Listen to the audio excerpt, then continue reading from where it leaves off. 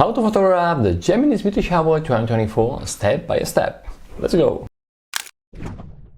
Hello PhotoPiller, Rafael the Bar here. In this video you'll learn everything you need to nail your meteor shower shot, the Geminids meteor shower shot that's peaking on the night that goes from December 13th to the 14th, 2024. So this month. Or any other meteor shower in the future.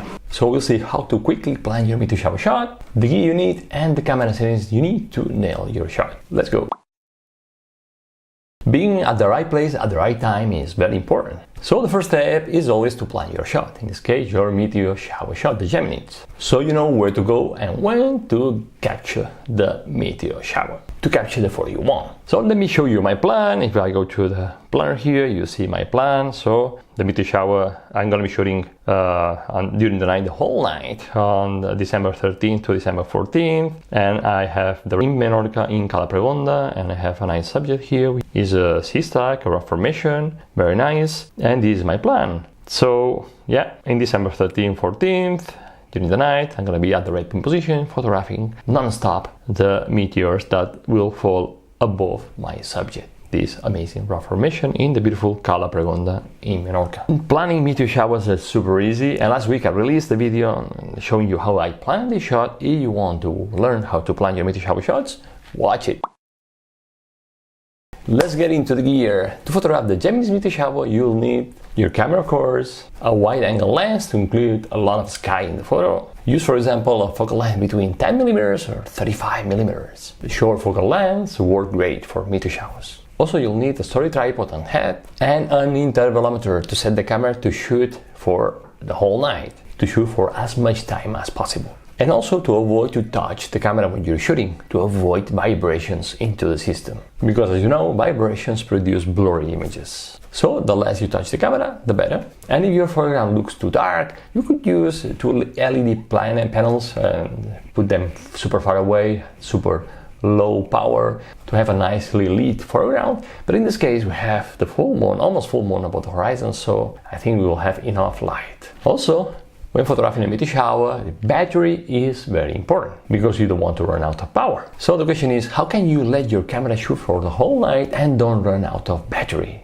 power? Well, in our case, to get rid of the battery problem, we use a power bank connected to a case relay power system and connected to a dummy battery. A long time ago I did a video on this system. If you want to learn how we do it, watch it. What else do we need? Yes, if you're shooting in a humid area, for example near a lake or sea, use a heater strip band to keep your lens warm, so you prevent moisture condensation on the lens. Avoid moisture condensation at all costs, because it produces foggy images. And of course, we don't want that. Also, when you shoot in meteor shower, another option is to shoot with a star tracker to shoot much longer exposures and capture more detail in the sky. So if you have one, why don't use it?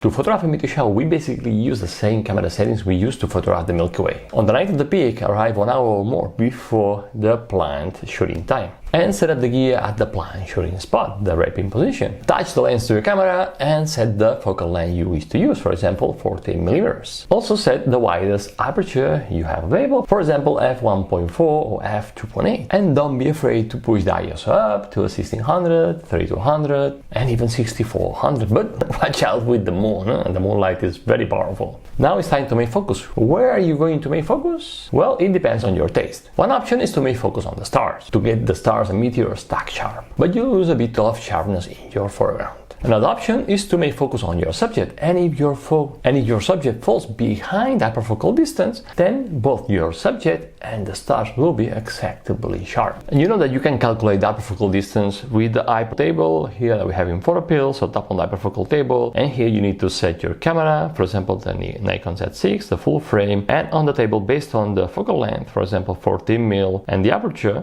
f2.8, you get the hyperfocal distance, in this case in meters, to 33 meters. And if you tap on the AR view, you'll be able to visualize this my feet where the hyperfocal distance falls. So if your subject falls behind the hyperfocal distance and you may focus on your subject, then the star will be acceptably sharp. And that's what we want. Pretty cool. And if you wish to master the hyperfocal distance concept, watch this video. Another option for focusing is to focus stack. So take multiple shots, focusing on different parts in your scene until you get the whole scene completely in focus, and then in post you can stack them so you get an image that is tack sharp from front to back. Let's talk about the shutter speed now. You can use the shutter speed you usually use when photographing the Milky Way, and you can calculate it using the spotted stars calculator that we have here in PhotoPills. In the Pills menu, tap on the spotted stars and then select your camera, select your focal length, the aperture, leave the declination of the stars to 0 and choose the accuracy mode as the default. And here you have the MPF rule, which is telling me in my case that 18 seconds is the exposure time I need to get the stars as pinpoints in the photo and no trails. Anything that goes beyond 18 seconds, I'll start getting a little trails in the images. And we don't want that for the Milky Way. So to photograph the meteor shower, 18 seconds is a great starting point. Of course, you can go longer if you want, but in my case, I would use the same exposure time to avoid star trails. So 18 seconds is good for me.